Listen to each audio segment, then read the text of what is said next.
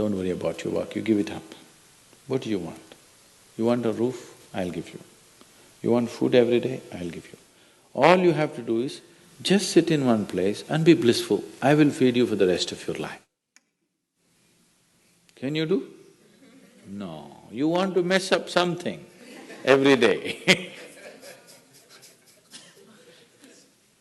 People say they're only working for a living. I said, don't worry, I'll give you shelter, I'll give you food every day, no problem. All you have to do is, I want to see tears of blissfulness every day. That's all the requirement. You don't have to do any work, you don't have to serve me, you don't have to produce anything, nothing. Just sit here blissfully, we'll feed you, we'll worship you. No. So the problem is not in your work, the problem is not in your life, the problem is not in the world that you live, the problem is just that you have not done the necessary things for this one to flow through this effortlessly, beautifully. The necessary work has not been done and we're just hoping it'll happen by accident. It doesn't happen by accident. Lot of people in the world think United States of America is heaven. But people who live here don't think so at all. Isn't it so? Isn't it? A lot of people in the world are dying to get an entry into the country. You open up the southern borders,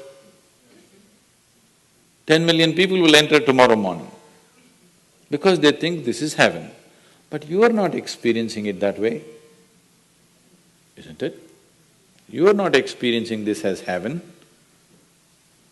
because hell and heaven is not a geographical place. Hell and heaven is what you make out of yourself, isn't it?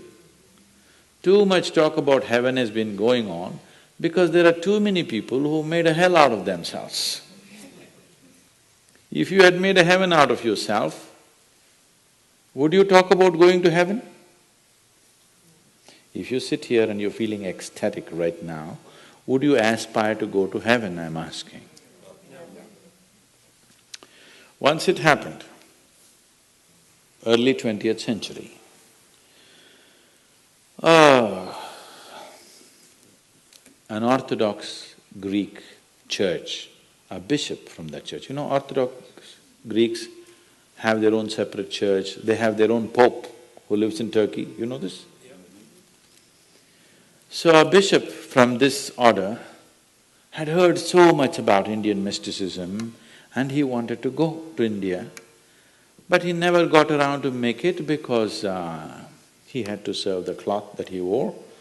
And after 60 years of age, when he is semi-retired, he got the opportunity and went to India.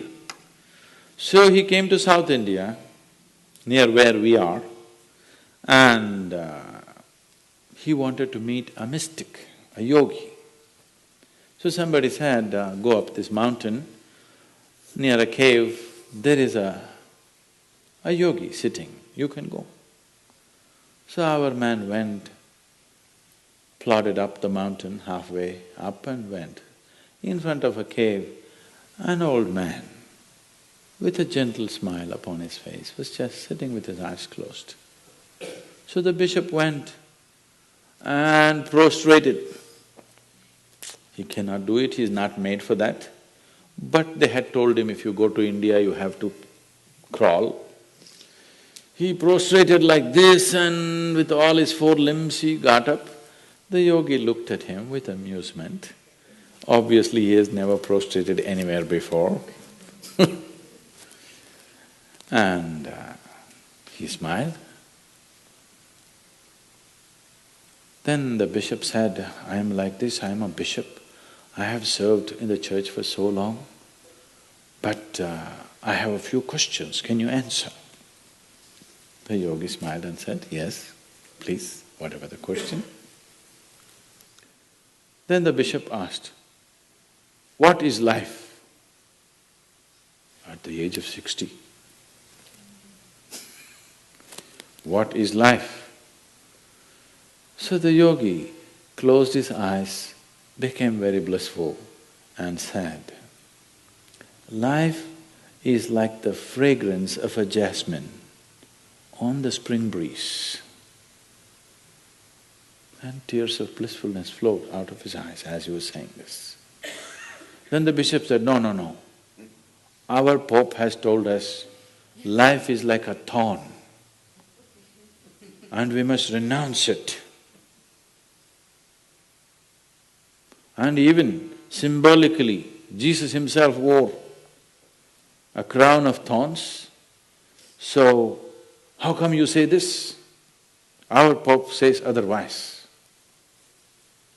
The yogi looked at him, smiled and said, well, that's his life.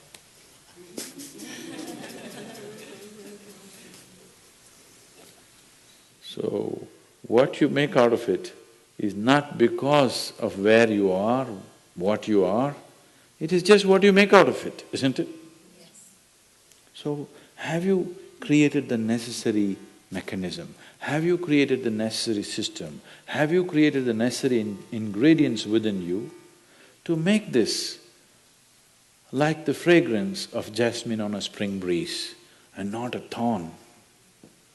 If it's a thorn, we must pluck the damn thing out, isn't it? Isn't it so?